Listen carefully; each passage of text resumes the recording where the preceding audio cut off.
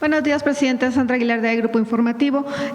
Una consulta para el tema de las becas. A quienes se les pasó la fecha porque específicamente para la beca Rita Cetina, este programa, como todos sabemos, o este apoyo es nuevo. Quienes brincan, por ejemplo, de primaria a secundaria, tuvieron esa duda de inscribir o no, precisamente por ese brinco, por ese cambio que se da. Saber, para quienes se les pasó la fecha, cuándo se vuelve a aperturar, por favor. Sí, cuando abrimos el registro hicimos primero asambleas informativas presenciales, hicimos también una asamblea virtual tratando de llegar a más mamás, papás y tutores para que tuvieran información, además de lo que se compartió acá en la mañanera. Adicional a eso, las y los servidores de la educación estuvieron visitando los planteles educativos tratando de incorporar a todos los papás que nos hacían falta. Si algún papá, alguna mamá no logró inscribir a su hijo por la razón que haya sido, en el mes de septiembre ya nos estamos alistando, volveremos a abrir nuevamente convocatoria para todas las becas para el siguiente ciclo escolar y ahí estaremos incorporando a todas y a todos. Le agradezco. ¿Y qué pasa con los de sexto que pasan a secundaria? ¿Cuál beca van a recibir? La presidenta nos dice que qué pasa con los que van de sexto ahora y que van a pasar a secundaria. Sí. Lo que estamos dispersando o lo que vamos a dispersar en el mes de agosto corresponde al ciclo escolar 2025-2026. Entonces estarán recibiendo el apoyo de útiles y uniformes y una vez que pasen a secundaria, en septiembre tendrán que registrarse nuevamente a la beca para que ya pasen a la beca Rita Cetina de secundaria, que tiene una modalidad ya no de un pago único al ciclo escolar, sino ya es un depósito bimestral. Esa era la duda. Muchas gracias. Sí, presidenta, cambiando un poco de tema, preguntarle qué reporte le brindó, si es que ya pudo platicar con el secretario de Economía una vez que ha terminado esta segunda ronda de la revisión del TEMEC.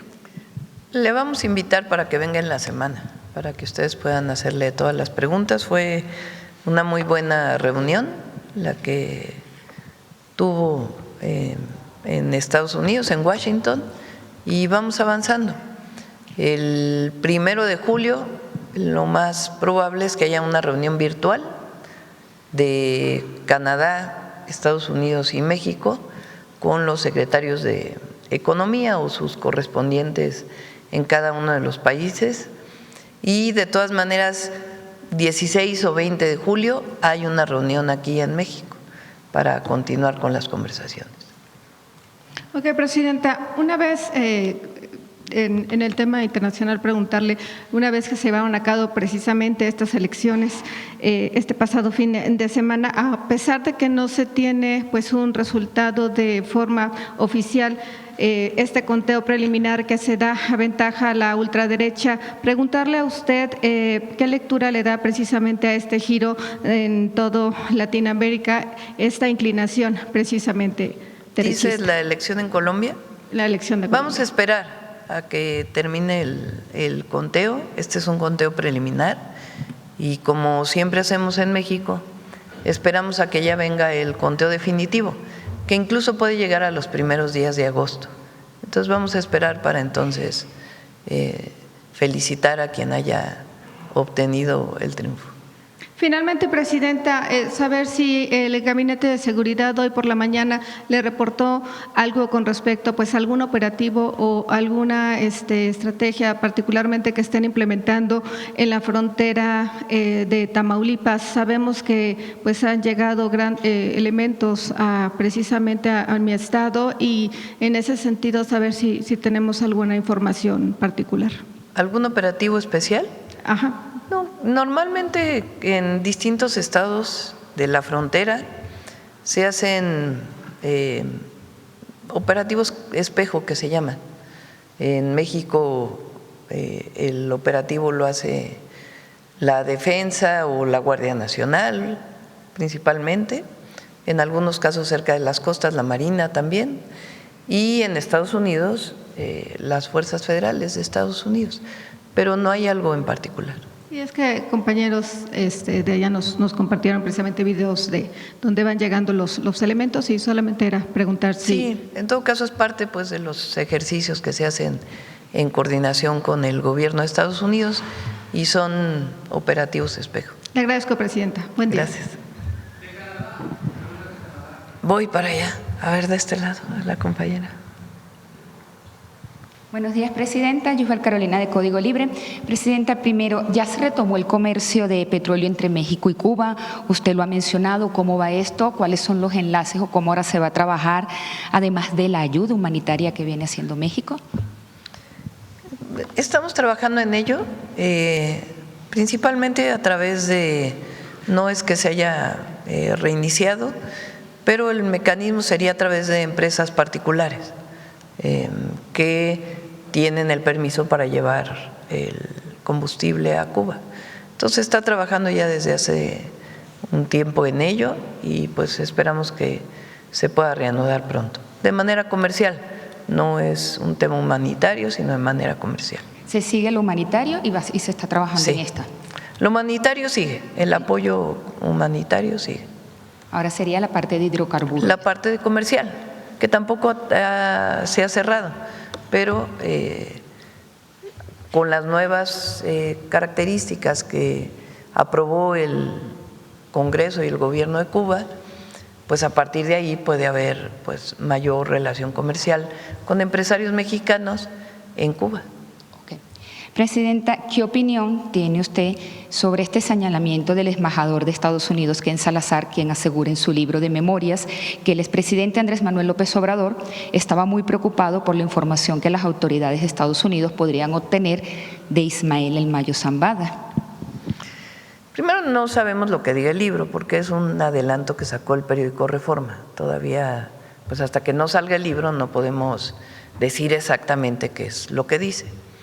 De todas maneras, les puedo comentar que si alguna preocupación tenía el presidente López Obrador, que platicamos en su momento en la gira de transición, es más bien la participación de alguna agencia del gobierno de los Estados Unidos en la captura de El Mayo Zambada en México para llevarlo a Estados Unidos. No sé si se entiende. No tiene que ver con qué va a decir este personaje, cabeza de un grupo delictivo. No había preocupación de qué es lo que iba a decir, sino más bien, y por eso se enfrió la relación con Ken Salazar, si ustedes lo recuerdan. Él puso en pausa la relación con el entonces embajador de Estados Unidos en México, porque nunca quedó claro cómo fue que se llevan al Mayo Zambada a Estados Unidos. No porque no debería de haber sido detenido, porque finalmente tenía también órdenes de aprehensión en México, sino cuál fue la participación de alguna agencia o del gobierno de Estados Unidos, entonces estaba el presidente Biden, en esa captura. Esa era su preocupación, en todo caso, por la injerencia y la violación a la soberanía en México. En todo caso, ese fue el tema que planteó aquí en la mañanera durante bastante tiempo, la solicitud de que se informara con claridad cómo fue que se dio esa detención y pues la defensa de la soberanía en su momento, más allá de que de la captura de un narcotraficante, que en todo caso también tenía órdenes de aprehensión en México. Entonces, en todo caso, esa era la solicitud, más que la preocupación, el conocer qué había pasado, cómo se había dado esta detención, porque si hubiera habido, o de haber habido, desde el principio, una planeación de alguna agencia o alguna institución del gobierno de los Estados Unidos, hubiera violado o hubiese habido violación a la soberanía. Porque en todo caso, como es nuestra posición ahora, tiene que haber coordinación y comunicación como lo hacemos ahora. Si hay información por parte de Estados Unidos de la ubicación de una persona que tiene orden de aprehensión, se comparte la información y se opera por parte de las fuerzas mexicanas, no sin informar a México. Entonces, en todo caso, ese fue lo que aquí en la mañanera y en su momento se planteó, y por eso también la pausa que hizo en la relación con el embajador de Estados Unidos. Sí. Pero de todas maneras hay que esperar a ver exactamente qué dice Ken Salazar. Pero ahorita se puede decir que no hay una preocupación y con esto de coordinación, ¿alguna información? Ninguna, absolutamente ninguna. Ninguna preocupación. No. Y ya que lo comenta de cómo fue esta captura y eso, ¿algo nuevo o qué más se piensa hacer para saber qué fue lo que pasó con esta detención de este personaje? Bueno, la Fiscalía sigue con las investigaciones que dejó el fiscal Gertz Manero y con su comunicación, en todo caso, con el Departamento de Justicia de los Estados Unidos. Por último, Presidenta, ¿qué avances hay de este grupo interdisciplinario que analizan si es factible explorar el gas convencional en México? Se había dicho que a finales de junio, a principios de julio, se iban a decir cuál era el primer. Sí, ya lo vamos a presentar. Tengo, no recuerdo si esta semana o a principios de la próxima, la reunión ya con el grupo de científicos, que ya va muy avanzado en una primera recomendación. Entonces traeríamos a la mañanera la recomendación, los traeríamos nuevamente a los científicos para que puedan dar la información pública de lo que han investigado, lo que han visto, lo que han trabajado y que lo conozca el pueblo de México y seguir avanzando. Ok. Y ya tiene a 2 días ya para el día miércoles, el día 24, ¿dónde va a también ver el partido? Todavía no decido. Que es tarde, ¿no? Es a las 8, Sí, ¿no? a las 7. A las 7, de nuevo, a las 7 de la noche. Bueno, ya vamos Muy bien. a decirles. Gracias. De este lado, a ver. El de Canadá. Muchas gracias, Presidenta, y discúlpeme por cualquier errores que hago de gramática en mi español, lo estoy reaprendiendo. Primero, sobre el marco de TEMEC. Hay mucha tensión entre Canadá y los Estados Unidos en este tema. Yo quería saber si te preocupa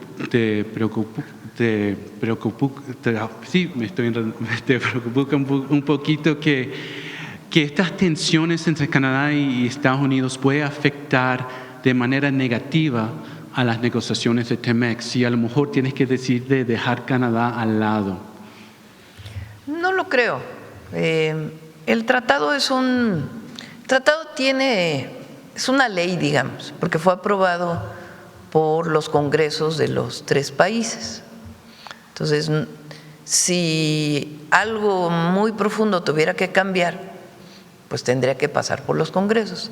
Y no creemos que esa sea ni la posición de Canadá, ni la posición de Estados Unidos, ni nuestra posición. Eso por un lado. Ahora, a principios de julio tiene que haber una comunicación de cómo continúa el tratado. Entonces, ¿cómo continúa? Puede haber una siguiente revisión dentro de 16 años, puede haber una revisión dentro de 10 años, o puede haber revisiones más periódicas. Y eso es en parte lo que está en este momento en la discusión a partir, como todos sabemos, de una decisión del gobierno de los Estados Unidos, del presidente Trump, de una visión distinta del comercio internacional, donde ellos asumen mayor proteccionismo de la economía de los Estados Unidos. Entonces, en este marco están las pláticas. Lo que es cierto es que hay pláticas separadas, así lo decidió Estados Unidos. Nosotros hemos insistido siempre en las pláticas tripartitas, pero Estados Unidos tiene pláticas, por un lado con México y por otro lado con Estados Unidos. Entonces, el tratado es muy bueno para los 3 países. Quien más lo defiende son incluso las propias empresas estadounidenses, mexicanas y de Canadá, además de los gobiernos. Puede haber una posición particular en este momento del gobierno de Estados Unidos, pero tiene muchísimas ventajas competitivas frente a otras regiones del mundo. Mantener el Tratado de América del Norte, pues evidentemente da a los 3 países mayor competitividad frente a China, por ejemplo, o a otras regiones del mundo. Entonces, ese es el momento que estamos viviendo. Por supuesto, todavía no tenemos todos los detalles, porque así pues es la forma en que hoy Estados Unidos está entablando estas relaciones. Pero en nuestro caso vamos avanzando y también Canadá en su esquema pues también va avanzando con Estados Unidos y esperamos a principios de julio pues que ya pueda haber reuniones de los 3 países. Entendemos que tiene una buena relación con el primer ministro Carney y también hay buenas relaciones entre Ebrard y Dominic LeBlanc, el ministro responsable en Canadá. ¿Es posible que México y Canadá que puedan formar una frente común en estas negociaciones para ir y empujar a Estados Unidos a preservar este tratado de libre comercio? Pues de alguna forma en la comunicación que tenemos lo hacemos, aunque evidentemente cada uno tiene sus conversaciones. Nosotros hemos fortalecido la relación con Canadá. Hay inversiones de empresarios canadienses en México, pero además el comercio se está fortaleciendo. Canadá va a hacer una inversión muy importante, por ejemplo, en el puerto de Altamira, en Tamaulipas, y esto va a permitir que haya mucho más comercio vía marítima entre Canadá y México en ambos sentidos, Canadá a México y México a Canadá. Entonces estamos fortaleciendo la relación entre México y Canadá y además, pues evidentemente ambos países queremos que se mantenga el tratado comercial y Estados Unidos pues hoy tiene aranceles principalmente para vehículos, acero, aluminio y tiene sus particularidades con cada uno de los países. En los próximos días vamos a sacar un reportaje sobre una pareja jubilada de Canadá que fueron estafadas por más de $200,000 en Quintana Roo. Y entendemos que las autoridades ahí le han pedido que paguen para que puedan avanzar el caso de esta estafada, que tienen que pagar si quieren que este caso avance. Quería saber qué opinas de eso y qué les puedes decir a los inversionistas así pequeños, jubilados, que quieren traer su plata aquí a México, que si son protegidos o no por las autoridades si algo malo pasa así en esa forma. Bueno, Canadá tiene muchas inversiones pequeñas, medianas, grandes, y hay muchos canadienses que tienen propiedades en México. Por el clima, tienen propiedades en pues, distintos lugares que tienen mejor temperatura en el verano y en el invierno, particularmente en el invierno, y vienen a pasar parte de su vida aquí, incluso algunos ya viven aquí. Vemos el caso particular que tú planteas, pero podemos decir que hay certidumbre jurídica y cuando hay un problema, por supuesto, lo atendemos. En esta mañanera ha salido varias veces temas que involucran mineras canadienses, Vizsla Silver y otra en Zacatecas, Orla Mining. Las dos empresas, basado en el testimonio de trabajadores y extrabajadores, han tratado con la delincuencia organizada. Y quería saber tu opinión sobre esta actitud, esta forma de operar de estas empresas mineras que hay evidencia que sí han tratado con la delincuencia organizada para sus operaciones. En el lugar de Vizsla Silver hubo secuestros, muertes. En Orla Mining hubo una decisión de un tribunal debajo de Temex sobre eso que comprobó que sí hubo esos tratados. ¿Qué opinas de eso, de esas acciones de estas mineras canadienses? Bueno, tienen que hablar con la autoridad en caso de que haya alguna amenaza, alguna solicitud o algún delito, tanto con las fiscalías estatales, con la Fiscalía General de la República o el Gabinete de Seguridad. En algunos casos ha habido denuncias de que es al revés, de que se utiliza la delincuencia organizada para resolver problemas internos de los trabajadores. Ahí no tenemos nosotros realmente ninguna certeza de que así sea. En todo caso, hay 2 casos que está investigando el Gabinete de Seguridad que han sido denunciados en los medios de comunicación, más que directamente en alguna institución, en la Fiscalía o en el Gabinete de Seguridad. Y de todas maneras se están investigando. En el caso de las mineras canadienses, más bien el tema es que cumplan con los criterios ambientales y las medidas de mitigación y remediación que cumplen en Canadá y que muchas veces no cumplen en México. Se lo dije yo personalmente al ministro Carney. Alicia Bárcena envió una lista de problemáticas de mineras canadienses en México que no han acabado de cumplir con la remediación o los impactos ambientales o la mitigación de impactos ambientales que deberían de cumplir. Y en ese sentido está trabajando tanto Profepa como Semarnat. Última pregunta y Sí. muchas gracias por esta oportunidad. Te damos más de 3 porque vienes de visita. El líder de la oposición canadiense esta semana pasada, Pierre Poilievre, que casi fue primer ministro, estaba muy cerca, él tuvo una rueda de prensa y usó México para contrastar con la situación en Canadá que él piensa que está muy fea. Dijo que estaba en el aeropuerto y se había topado con una señora que dijo que se había mudado a México porque se sentía más segura en México que en Vancouver. Y él dijo, imagínate, él dijo en inglés, let that sink in, que alguien piense que es más seguro en México que en Vancouver, diciendo que la cosa debe estar súper fea en Canadá si se sienten más seguros en México. ¿Qué opinas de eso, usando México, un político importante en Canadá, usando México para ese contraste, para decir la cosa está mal aquí, si le gusta más a México? ¿Qué opinas de eso?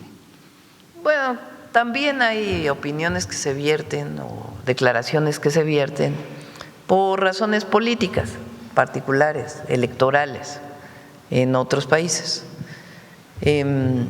Lo que es cierto es que en México hemos avanzado mucho.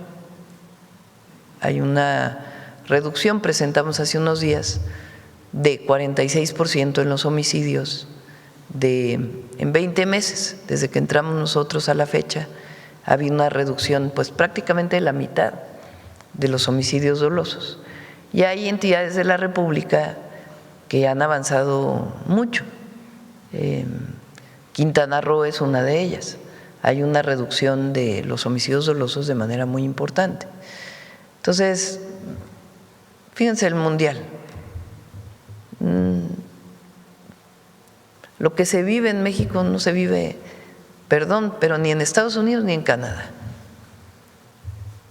Es una felicidad, una alegría, una recepción, un cariño, una acogida del pueblo de México a los visitantes.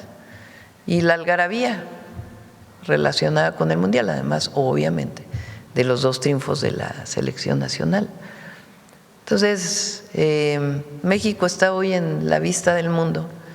Hoy trajimos a la familia que tiene como mascota al pato Merlín, porque ha sido un símbolo del mundial, por lo que son las familias mexicanas, o lo que somos las familias mexicanas.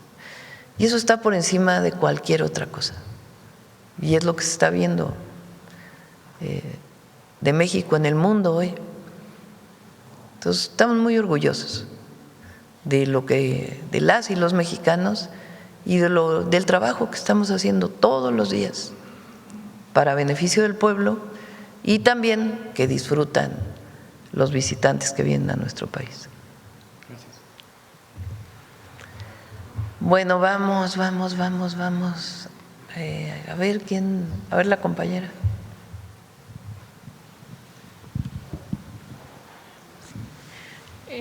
Ahora sí, buenos días, Presidenta. Laura Arana del Sol de México.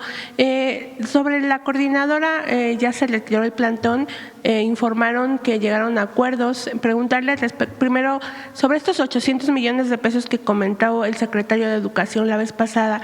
¿Ya se otorgaron en su totalidad a la sección 22 de Oaxaca o porque ellos dicen que no han tenido como todavía los recursos suficientes?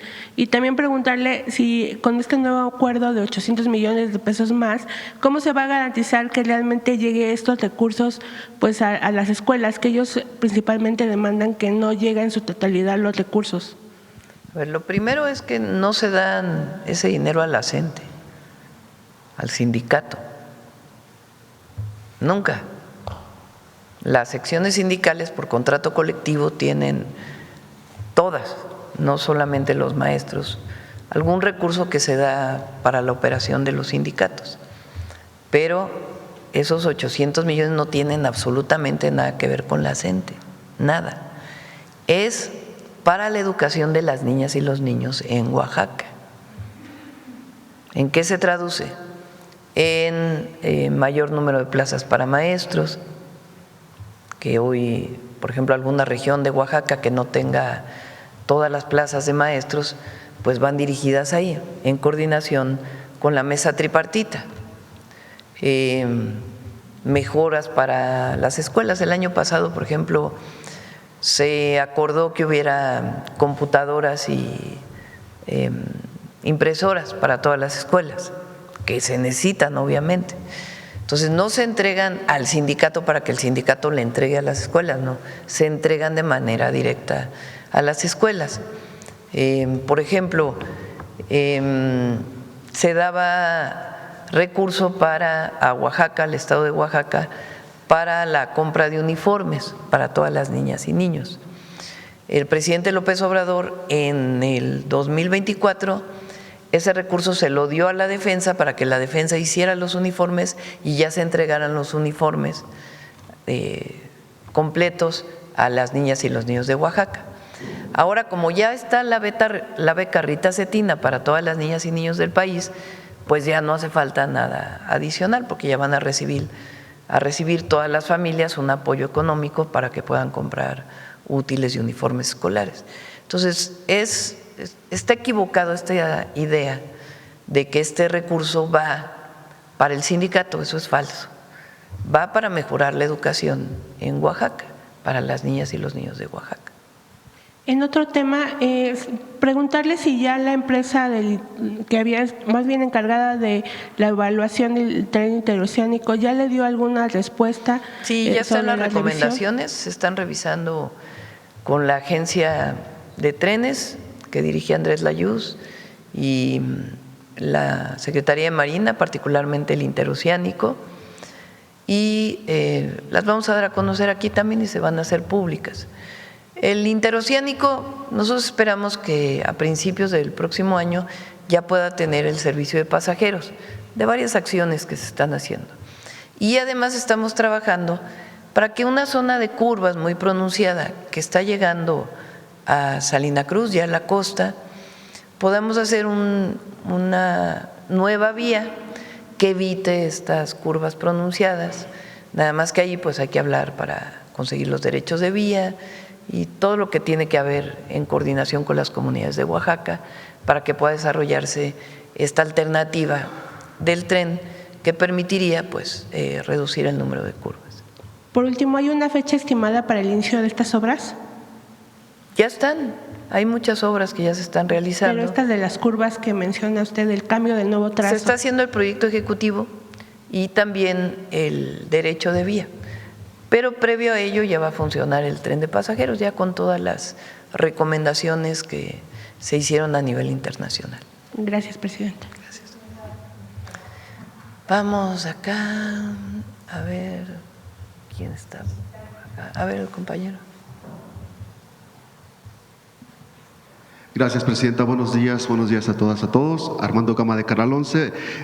Presidenta, retomando el ambiente mundialista, hemos visto estampas, imágenes, videos que se han hecho virales de estos festejos que realmente han pues dado la vuelta al mundo de mexicanos y de extranjeros que se han sumergido, digamos, en este ambiente festivo. Preguntarle justamente si estos festejos y estas imágenes que muestra México al mundo ayudarán para que pues venga más turismo a nuestro país. Por ejemplo, ya vimos que el maratón de la Ciudad de México agotó ya todos sus registros.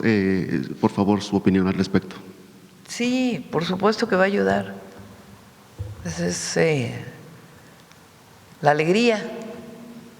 ¿Quién no quiere venir a un país alegre, contento, con un pueblo hospitalario, receptor?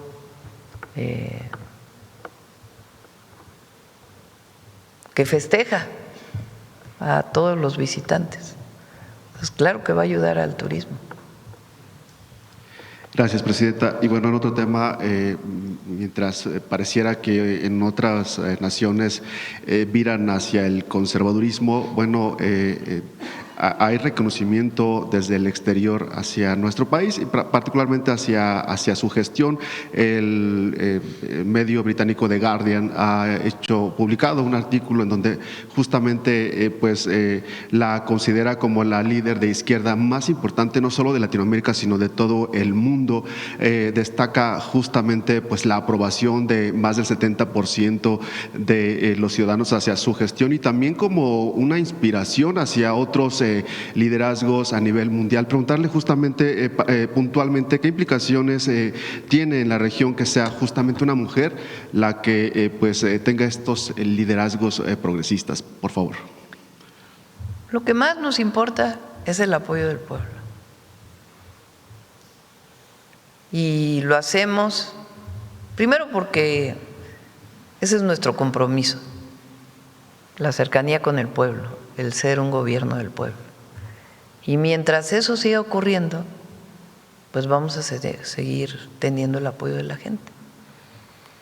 Ya si hay reconocimiento internacional por eso, pues es porque este movimiento que representa la transformación de nuestro país es único en el sentido de esta hermandad entre el pueblo de México y su gobierno. Va más allá de incluso un partido político, o sea, más allá de Morena. Es el dar resultados, es la honestidad en primer lugar. Por más que quieran, porque fíjense dónde ha estado la crítica: narcogobierno, corrupción. Y lo más reconocido por la gente es la honestidad. Porque no tendríamos los programas de bienestar, las becas a las niñas y los niños, el billón de pesos que estamos destinando de apoyo directo a la población, las obras públicas que estamos desarrollando, la cercanía, la entrega, las salidas permanentes para escuchar a la gente. Si no hubiera honestidad, sería imposible que eso existiera. Y eso lo sabe la gente. Segundo, el amor al pueblo. Eso es lo más poderoso que pueda haber. Y algo quizá más poderoso es el amor a la patria. Si juntamos las tres, cercanía, no traicionar, honestidad, o más que tres, cercanía, no traicionar, honestidad, resultados, amor al pueblo y a la patria, no hay fuerza que nos detenga. Al pueblo, porque quien está contra la transformación no está contra la transformación, está contra el pueblo de México. Esa es la verdad. El racismo, el clasismo que salen todos los días en los dirigentes de la oposición. ¿Cómo es posible que reivindiquen a los pueblos originarios si lo más importante en México fue el mestizaje? ¿No tiene una dosis de racismo eso? ¿De clasismo? Pues claro que sí. Porque es no querer reconocer las grandes civilizaciones y los pueblos de hoy. El autoritarismo, el entreguismo.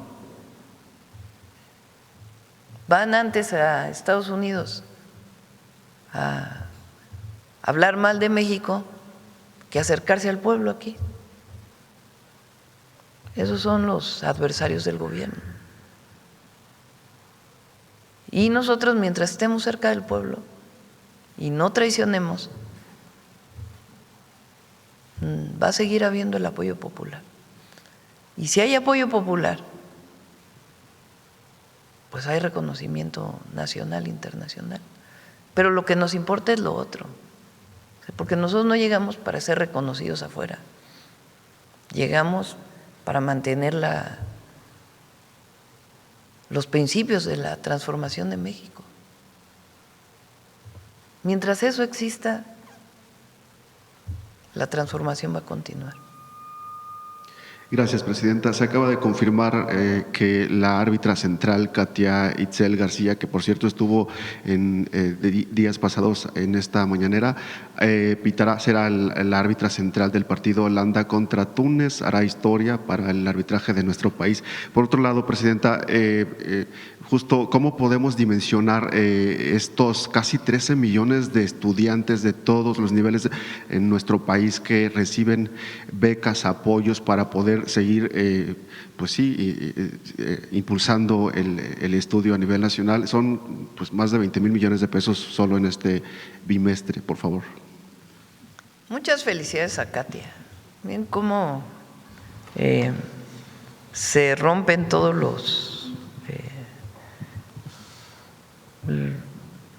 los estigmas, la visión que había de las mujeres. Y entre otras cosas, pues es por el esfuerzo de Katia, evidentemente.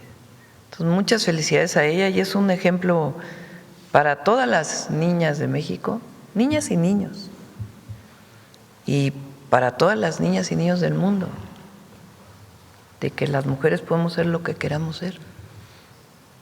Muchas felicidades, de verdad, es un ejemplo. Y por otro lado, fíjense, había durante mucho tiempo esta idea de que había que becar a los niños que tenían 9 y 10 de promedio o que tenían altos promedios, que a los de 6 de promedio había que castigarlos y a los de 9 y 10 había que premiarlos. Incluso en la ciudad había una beca que se llamaba Niños Talento para los que tenían mayor calificación. Y lo que provocó eso fue mucha desigualdad dentro del salón de clase, a los que tenían beca y a los que no tenían beca. Y nosotros, claro que estamos de acuerdo y pensamos que debe haber un esfuerzo personal siempre. Impulsamos que las niñas y los niños estudien, que salgan adelante. Pero es importante que todos lleguen parejos a la escuela, que busquemos la manera de disminuir desigualdades cuando entran a la escuela. Si eso hacemos, más niños van a tener mejor calificación. Además, la calificación siempre es subjetiva. Van a tener mayor rendimiento en el salón, vamos a decirlo así, en las clases. Entonces nosotros nos vamos más por las becas universales, en la medida, por supuesto, que el presupuesto lo permita. Pero es mejor que lleguen todos con un apoyo para útiles, uniformes y lo que requieran las mamás y los papás para sus hijos, a que solamente sea para algunos. Y eso genera igualdad. Y la igualdad es una de las mayores enseñanzas que le podamos dar a nuestros hijos. Gracias, Presidenta. Buenos días a todos, Gracias.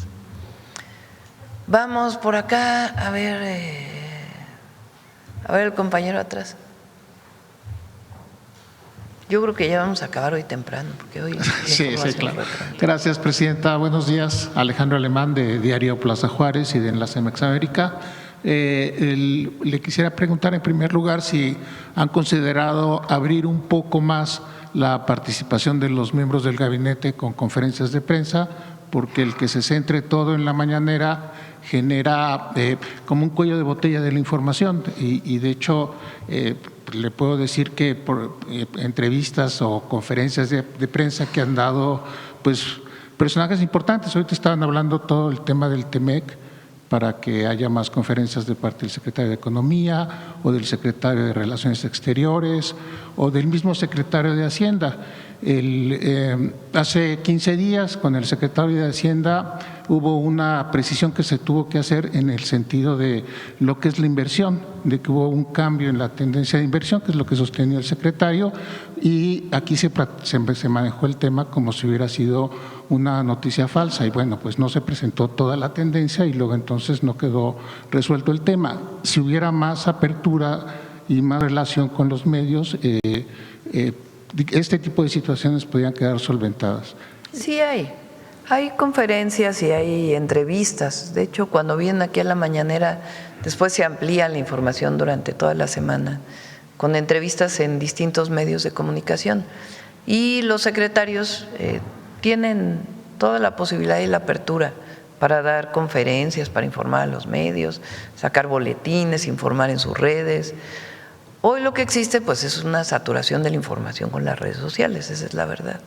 Entonces a veces lo que históricamente era una conferencia de prensa en un momento pues no necesariamente genera toda la información que se requiera, pero no hay ninguna limitación a los servidores públicos para que ellos puedan informar de los distintos temas. Gracias, presidente. Me diría mucho, por ejemplo, en el caso de educación. Hay que recordar que el fin de semana pasado fueron el 10º aniversario de la masacre de Nochistlán, que fue perpetrado por policías estatales y por miembros de seguridad federal. Hubo 7 muertos, hubo más de 100 heridos. Aún el tema no termina de resolverse y lo peor es que fueron maestros las víctimas. Y bueno, acaban de levantar su plantón, están planteando que hacen como un receso táctico porque a final de cuentas su demanda sigue vigente, que es por una pensión que ellos consideran que se requiere, ¿no? Con todo que aquí se ha dicho que no alcanza el presupuesto para dárselas. Sin embargo, a nivel de campaña, de campaña política, sí se manejó el que se iba a poder darles esa pensión. ¿Considera usted que el magisterio está lo suficientemente cubierto en cuanto a sus prestaciones sociales o que es legítimo que los maestros pidan mejores condiciones laborales? Bueno, claro que es legítimo que siempre se pidan mejores condiciones laborales, pues eso, además nadie, a diferencia del pasado, lo reprime. Ahora van a sacar una película para reivindicar la reforma educativa de Peña Nieto. Y el exsecretario de Educación de Peña Nieto anda muy activo, diciendo que la reforma que ellos hicieron resolvía todos los problemas y que ahora atendemos a los maestros, imagínense. Entonces, no estamos en el momento de las pensiones aprobadas con la reforma del 2007. No es lo mismo. Hay un fondo de pensiones para el bienestar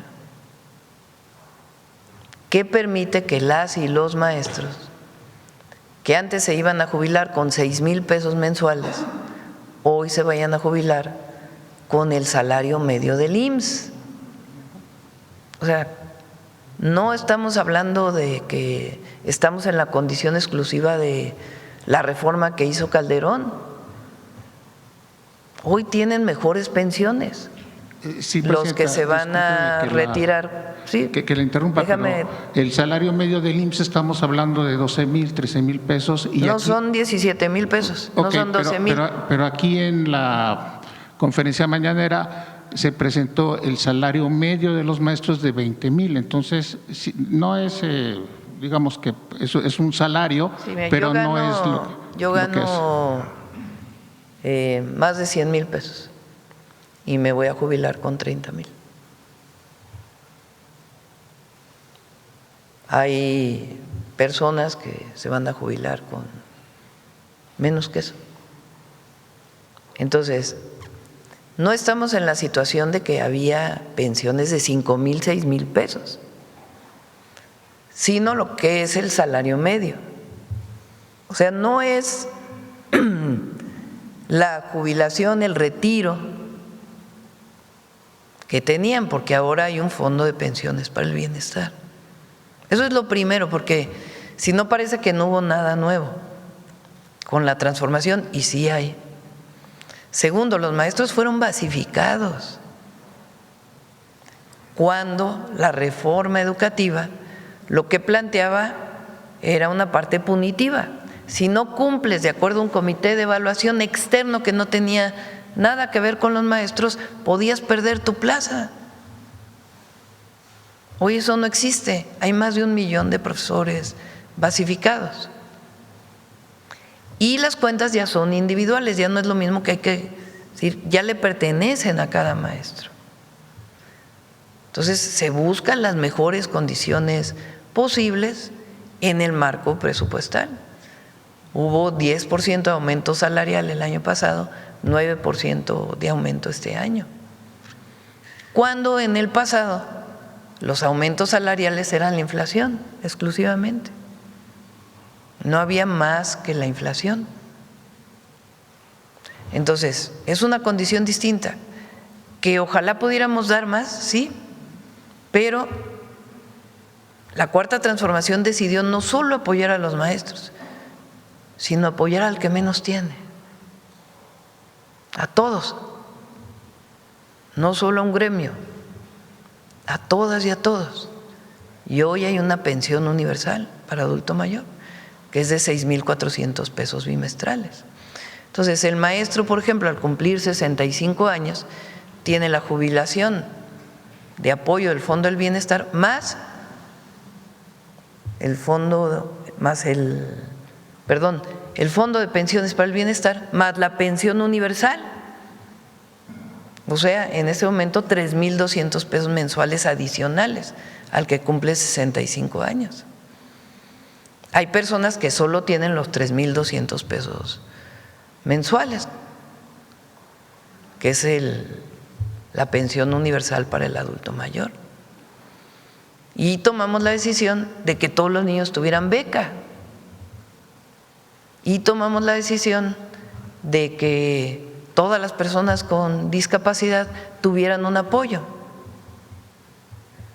Y la decisión de que los pequeños productores del país, campesinos, tuvieran producción para el bienestar y fertilizantes gratuitos. Entonces, se apoya a todos de manera universal, con la máxima de por el bien de todos, primero los pobres. Entonces, se busca mejorar las condiciones de las maestras y los maestros de México. Ahora, no hay que olvidar que quien reprimió a las maestras y a los maestros de México, pues fue el PRIAN. Nochistlán y la última movilización que hubo en el Zócalo, que fueron levantados con la policía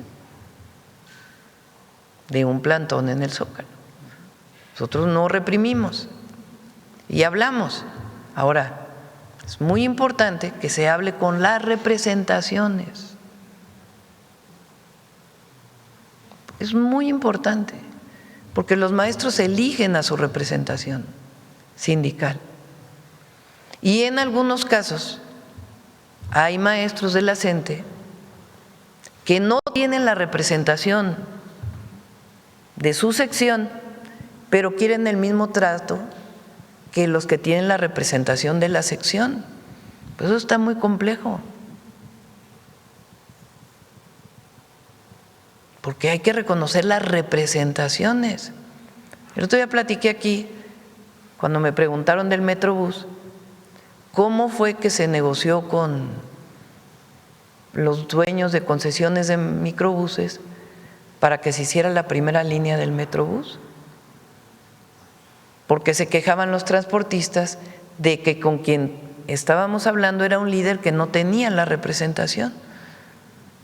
Pues se propuso hacer una asamblea general de todos los transportistas de insurgentes y ellos eligieron a la representación que iba a hablar con la autoridad. Entonces, un maestro que a lo mejor en alguna época tuvo una representación, pero que hoy no tiene la representación de las maestras y los maestros, de su sección sindical, y resulta que es el que llama a las actividades más supuestamente radicales, pero no puede parar ni su propia escuela.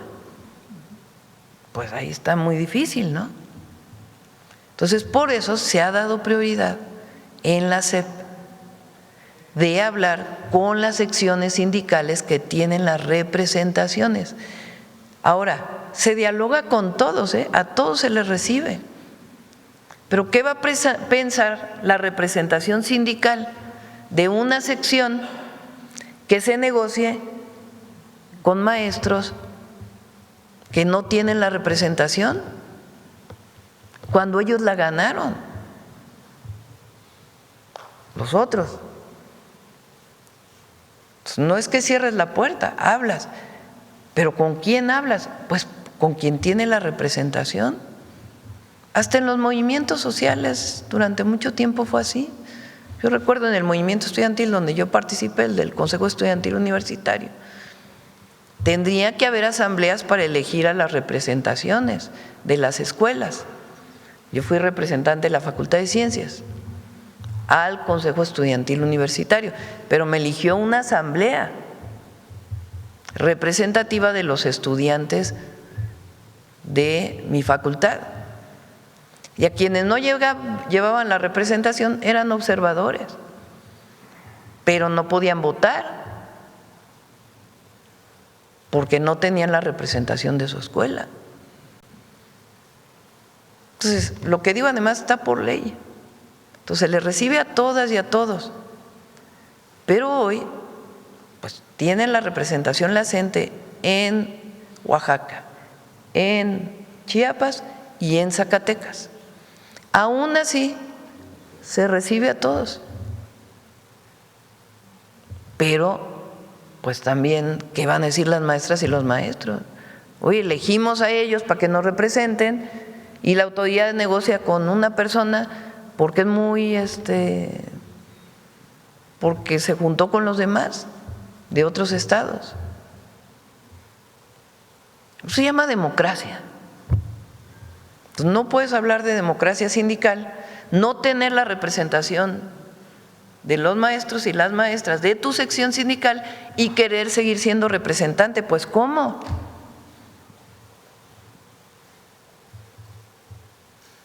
Entonces, eso es lo que hemos estado manteniendo y siempre buscando la mejora de las condiciones para las niñas y los niños en las escuelas y, en la medida de lo posible, la mejora de las condiciones laborales de las maestras y los maestros. Por ejemplo, pedían muchísimo esto de que te pudieran mover de una escuela a otra porque te habían dado las clases en una comunidad lejana donde vive tu familia.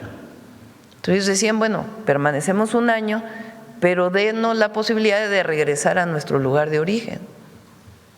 Eso se cambió desde el año pasado. Y entonces por eso ahora decimos, bueno, para definir las características de movilidad magisterial, le llaman vertical y horizontal, pues que lo decidan las y los maestros de todo el país, abajo, directo, escuchando a las maestras y los maestros, por esto que menciono, porque a veces las representaciones asumen un asunto particular. Miren, por ejemplo, recibí a los maestros de Chiapas, de la sección 7, aquí los recibí, en el salón que está aquí a un lado. Les firmé un documento de solicitudes que ellos pedían, que en su momento les había firmado igual el presidente López Obrador, pero no se había cumplido y querían que yo lo firmara. Y bueno, lo firmó el presidente López Obrador, vamos a firmarlo. ¿Están de acuerdo con esto? Sí. De todas maneras, se movilizaron. Y tienen derecho, yo no digo que no se puedan movilizar, pero no quiere decir que no los hayamos recibido y que no hayamos atendido muchas de las solicitudes que están pidiendo. Ahora, lo que no podemos regresar desde mi punto de vista, ya que lo digan los maestros, es una situación en donde el sindicato y la autoridad decidían todo, porque se presta corrupción, se presta corrupción. Tampoco estoy de acuerdo en que una comisión evaluadora de notables evalúe al magisterio, tampoco. Pues que sean entre pares, entre el propio magisterio, y se puede hacer sin problema. Pero pues que lo decían los maestros, que no sea mi opinión, que lo decían los maestros. Muchas gracias, Presidenta. Ojalá que los maestros puedan encontrar una situación satisfactoria en lo que están demandando. Finalmente, tanto maestros como médicos son las bases más numerosas de lo que son los trabajadores del Estado y juegan un papel importantísimo. Ya para cerrar, Presidenta, el viernes pasado hubo una reunión entre la secretaria de Gobernación, Rosa Isela Vega, el secretario de Relaciones Exteriores y el embajador de Estados Unidos en México, y lo que les preocupaba, el tema que se trató fue el tráfico, la migración ilegal hacia Estados Unidos. Preguntarle, en el marco del Tratado de Libre Comercio, ¿por qué no poner sobre la mesa la agenda mexicana, que es de los trabajadores mexicanos que van a Estados Unidos? El tratado no contempla las visas H2A y H2B, que son para trabajadores, y lo que esto provoca es que la relación que genera esta visa es una relación directa entre la empresa y el trabajador a través de la Secretaría del Trabajo. Pero la Secretaría del Trabajo nada más se encarga de la primera parte, que es el enganche, la contratación del trabajador. Y cuando el trabajador se va a Estados Unidos, pues queda totalmente desprotegido, porque en algunos casos son empresas mexicanas o son mexicanos los que hacen esta negociación con la Secretaría del Trabajo, y el trabajador allá, pues si protesta por sus condiciones de trabajo, si protesta porque no se le está pagando completo, pues simplemente le dice el empleador, bueno, pues te suspendo el trabajo, y con eso pues se tiene que regresar a México. Hay toda una serie de situaciones que dejan en vulnerabilidad a cerca de 500,000 de mexicanos que van a vender su fuerza de trabajo a Estados Unidos. No sé si se está considerando esta situación dentro del TLC. No en el tratado, porque nunca ha estado este tema en el tratado y ahora viene una revisión, no es que venga una renegociación. Pero sí se tratan estos temas. Más que con el embajador de Estados Unidos, estuvo presente el embajador, pero fue con las instituciones que tienen que ver con los asuntos migratorios de Estados Unidos, particularmente CBP, en la reunión. Y se habló de distintos temas. Gracias. Vamos a ver, ¿quién más? A ver, la compañera de allá atrás, la compañera de Sonora, sí. Ellas son las 9:08, ya nos vamos.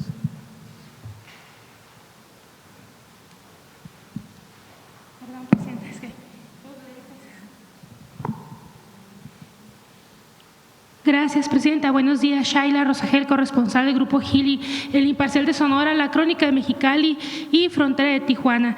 Presidenta, preguntarle, insistir sobre este cierre de la frontera de Estados Unidos a la importación de ganado por la plaga del gusano barrenador. Ya está a punto de cumplirse un año del último cierre. ¿Cuál es su balance sobre el impacto económico en el sector ganadero y para México? Y sobre cuándo se abriría nuevamente la frontera. Había comentado que se va a inaugurar esta planta de mosca estéril. ¿Cuándo sería esta inauguración? El viernes vamos a Chiapas a inaugurar la planta, ya con su primera producción. Es la primera fase y después va a ir aumentando el número de ejemplares que se van a producir. El viernes ya de esta semana, el 26, ya se inaugura la planta y hay pláticas. Muy difícil que nosotros digamos cuándo se va a abrir, porque no depende de nosotros, depende de los Estados Unidos. Ahora, es importante que se sepa que el año pasado aumentó la exportación de carne, es decir, no se quedaron cruzados de brazos los ganaderos. Lo que hicieron fue engordar aquí y después producir carne y exportarla en aquellos centros en donde tienen las características para que pueda haber exportación. Estaban por darme el dato, está entre 23 y 30% la cantidad de carne empaquetada que se exportó a los Estados Unidos. Entonces, también le dieron un poco la vuelta a la situación que se estuvo viviendo o que se está viviendo. Y vamos a ver si ya con esta planta pues puede haber una nueva condición. Pero hay pláticas, eso sí, permanentemente. ¿Qué tanto afecta la aparición pues ya de la plaga ya mismo en Estados Unidos para que se pueda dar esta reapertura, Presidenta? Bueno, pues más bien lo que nosotros hemos propuesto es que se haga una comisión formal binacional. Así se hizo en su momento cuando México y Estados Unidos vivieron una situación de esta plaga. Entonces, que se instale formalmente una comisión binacional que trate estos temas y que se esté reuniendo de manera permanente. Ya existe, porque en realidad, o sea, existen los hechos, porque hay muchas reuniones. Pero si la instalamos formalmente, pues va a ser para beneficio de ambos países. Esa es la propuesta que ha hecho México. Y ahora, pues con la inversión, porque una buena parte de la inversión de esta planta fue de Estados Unidos, va a ayudar mucho. Entonces, si nos acompañan el viernes a la apertura, pues ahí se va a dar mucho más información. Gracias, Presidenta. Una segunda pregunta. En Hermosillo, hace poco hubo unas protestas de trabajadores del Hospital del Iste Fernando Carranza y de dirigentes sindicales derechohabientes por las condiciones del deterioro en el que se encuentran y exige que haya un nuevo hospital. La protesta fue un bloqueo de 7 horas en el bulevar y generó un caos vial ahí en Hermosillo. ¿Qué información tiene de la situación en la que se encuentran estas instalaciones del Hospital del Iste y si hay planes y fecha para la mejora y la construcción de un hospital nuevo? Estamos trabajando en eso con el Iste. Recuerden que vamos a avanzar hacia el Servicio Universal de Salud y eso va a ayudar a que derechohabientes de otras instituciones puedan atenderse en instituciones de otros, es decir, que los del Iste se puedan atender en hospitales del IMSS. De todas maneras, se está buscando hacer una rehabilitación de este hospital. Por ejemplo, estuve en San Luis Río Colorado el sábado. El sábado estuve, fue una gira bastante provechosa. Estuvimos en San Quintín, me dio mucho gusto porque se está avanzando en la regularización y electrificación de muchas colonias. Dimos apoyos para mejoramiento de vivienda. Ya está el centro de atención para jornaleros agrícolas, donde está la presencia de distintas instituciones del gobierno. Y vamos a seguir avanzando para la mejora de las condiciones de vida de las y los jornaleros agrícolas de San Quintín. De ahí fuimos al hospital también de el IMSS, pero que va a ser universal para todas y todos, que se está construyendo ahí. Bueno, y el centro de atención, de ahí nos fuimos a Ensenada y pasamos a ver el hospital de Ensenada, del IMSS, que va también muy adelantado en un año, es un adelanto impresionante. Se va a inaugurar, queremos inaugurarlo en marzo del 27, ese hospital de Ensenada. Y de ahí estuvimos en Tijuana, también aprovechamos para ir de sorpresa a un centro de salud para ver si había medicamentos, además de las actividades programadas. Y ese mismo día fuimos hasta San Luis Río Colorado para ver cómo ve el hospital del IMSS, que va muy adelantado. Y justamente ahí hablamos del viejo hospital de San Luis Río Colorado, si se puede hacer una rehabilitación y dejárselo al Iste, por ejemplo, y que además este nuevo hospital, que es bastante grande, pueda recibir no solamente a derechohabientes del IMSS, sino ya con el servicio universal pueda recibir a derechohabientes de otras instituciones. Entonces, estamos trabajando en ello. Por ejemplo, el centro de atención de el IMSS Bienestar para cáncer de mama que se abrió aquí en la alcaldía Gustavo Amadero, el de La Pastora, el 40% de las mujeres que ha recibido van más o menos 500 servicios integrales de mujeres que resultó que sí tenían cáncer de mama y que ya están siendo atendidas del universo que ha ido ahí a revisarse, y el 40% son del ISSSTE y del IMSS, y de todas maneras se están atendiendo ahí. Entonces, parte de este sistema universal o de servicio universal que queremos crear. Pero de todas maneras estamos mejorando las instalaciones del ISSSTE también. Esas instalaciones del ISSSTE de Hermosillo, ¿hay algún recurso que se esté destinando para la mejora? No lo tengo en este momento en mente, pero te lo informamos más tarde. Muchas gracias, presidenta. Ya por último, a propósito de su visita a San Quintín, bueno, antes de que usted fuera la delegada que nombró usted para vigilar la implementación del Plan de Justicia Social, pues había reconocido que aún persisten las violaciones laborales, ¿no?, en los campos en San Quintín. Preguntarle ahora que fue, qué información le dieron de esta situación y si han evaluado el tiempo que va a llevar el garantizar que pues los jornaleros tengan acceso a seguridad social, a contratos y pues otras condiciones dignas de trabajo. ¿Qué fue lo que evaluó, presidenta? Estamos haciendo 3 cosas. La primera es este centro de atención donde los jornaleros pueden ir para poder, si hay alguna queja, hacerlo de manera directa. Lo segundo es una revisión de todas las empresas, pequeñas, medianas y grandes, que trabajan en San Quintín. También hay una parte de Ensenada y el norte de Baja California Sur, que también hay mucho jornalero agrícola. Pero particularmente en San Quintín se va a hacer una revisión de todas las empresas. Va a haber una visita conjunta entre Secretaría del Trabajo y el Instituto Mexicano del Seguro Social para garantizar que tengan su seguridad social. Y por otro lado, recuerden que aprobamos un certificado para exportación. A partir hay 6 meses de prueba y a partir, si mal no recuerdo, de agosto o septiembre, ya para poder exportar tienes que tener tu certificado, tienes que mostrarle el certificado de los trabajadores que están registrados ante el Instituto Mexicano del Seguro Social. La gran mayoría de los trabajadores jornaleros agrícolas y trabajadoras lo hacen lo que se llama se llama destajo, que es no es buena palabra, pero así es. Es decir, no les pagan por jornal, sino les pagan por la cantidad de producto que recolectan, ya sea jitomate, fresas, berries.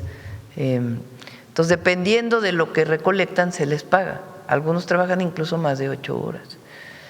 Entonces, eso no impide que, aunque trabajen de esa manera, tengan seguridad social. Además de que hay que garantizar, obviamente, la jornada de 8 horas.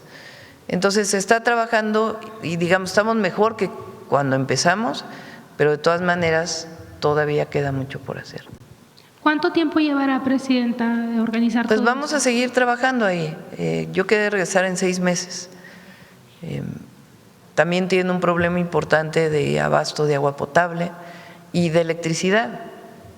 Entonces esos son ejidos. Entonces muchos ejidos o ejidatarios vendieron sus tierras de manera no formal, se compra la tierra, se construye ahí una vivienda precaria, pero no tienen regularizada la tierra y eso mismo hace que no puedan mejorar la condición de sus viviendas, además del ingreso. Entonces, por ejemplo, ahora a las 36,000 familias se les va a dar 40,000 pesos a cada una para que mejoren las condiciones de su vivienda, además del proceso de regularización que les permita, pues ya con sus propios ingresos, mejorar las viviendas. Y la electrificación, porque San Quintín pues es un municipio muy grande, o sea, está desde Ensenada hasta el límite con Baja California Sur, son, no sé, 200 kilómetros, 200 y pico de kilómetros, de un lugar a otro. Entonces, evidentemente es una superficie muy grande, pero vamos a atender a todos. Gracias, presidenta. Gracias. Cerramos. Vamos con Humanismo Mexicano.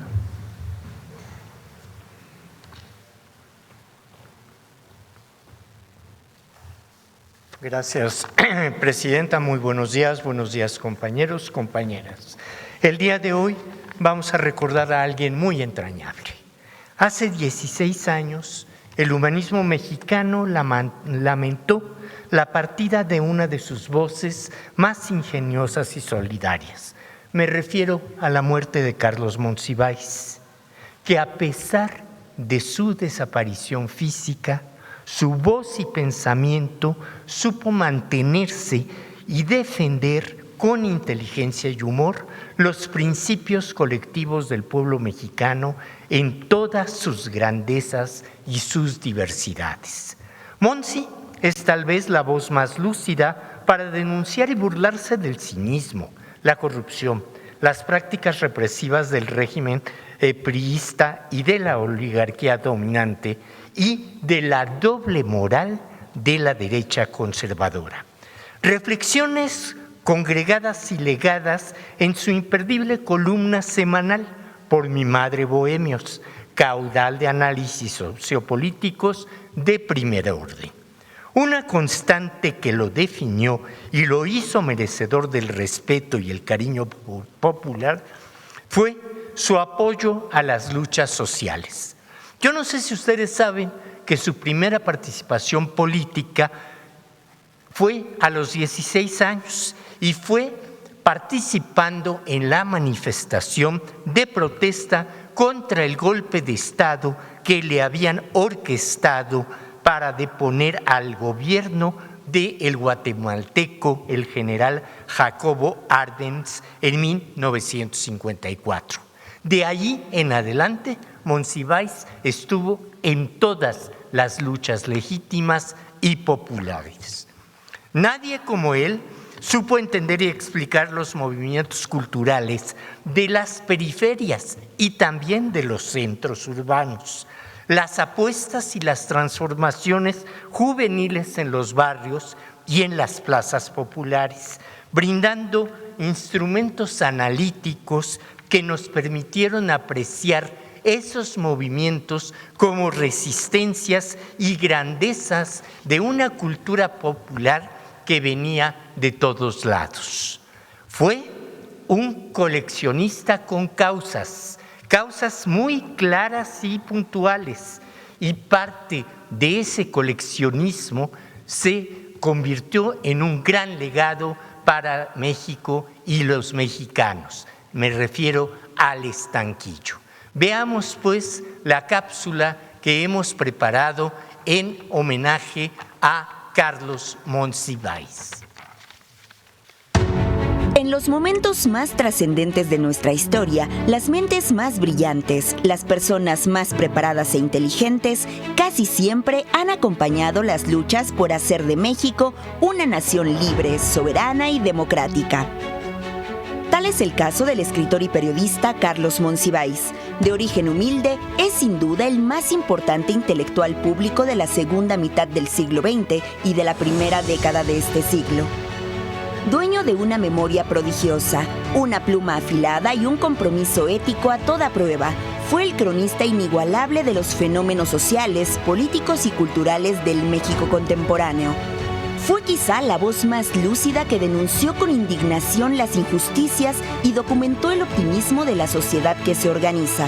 Denunció el autoritarismo, la corrupción y la represión del sistema político priista. Criticó con sarcasmo la doble moral del conservadurismo y defendió al Estado laico, la educación pública y los derechos de las minorías. Apoyó activamente la lucha de las mujeres por la igualdad y contra el machismo. Fue uno de los más destacados defensores de la diversidad sexual. Acuñó una frase que desnuda de cuerpo entero al conservadurismo. Decía Monsiváis que la verdadera doctrina de la derecha es la hipocresía. Con su pluma militó a favor de las causas justas de la sociedad. Fue solidario con los luchadores y con los movimientos sociales como el de los ferrocarrileros, médicos, campesinos, maestros, estudiantes y activistas por los derechos humanos. Apoyó a los estudiantes en 1968 y fue de las pocas voces que denunció la matanza del 2 de octubre. Defendió los derechos humanos y las gestas de pueblos y comunidades. En 1985 documentó el desastre y la tragedia provocadas por el sismo que sacudió la Ciudad de México. Supo ver cómo de las ruinas nació la sociedad civil, de la mano de la solidaridad de millones de ciudadanos que atendieron la emergencia ante la incapacidad del gobierno. En 1988 acompañó la resistencia popular frente al fraude electoral cometido contra Cuauhtémoc Cárdenas y denunció la falta de democracia. Convencido de que el único camino era la vía pacífica del cambio, denunció el desafuero y el fraude electoral contra Andrés Manuel López Obrador. Incluso fue orador en el Zócalo en la movilización de resistencia contra la imposición. Siendo una de las mejores mentes de su generación, para Carlos Monsiváis la cultura popular era tan importante como la llamada alta cultura. Escribió lo mismo de José Alfredo Jiménez y del rock que del teatro de vanguardia y de la poesía. Para Monsiváis, la apuesta por la transformación política encuentra en la cultura su mayor aliado. Si no se da la batalla cultural, se puede perder la batalla política. Con su postura ética a favor del pueblo y de los más pobres, con su denuncia permanente contra los abusos del poder y con su pensamiento lúcido, contribuyó al cambio democrático que hizo posible la transformación pacífica de México y la llegada de un gobierno del pueblo que defiende un proyecto de nación soberano e incluyente. Sin duda, por su trabajo intelectual, Monsiváis es una de las fuentes originarias del humanismo mexicano.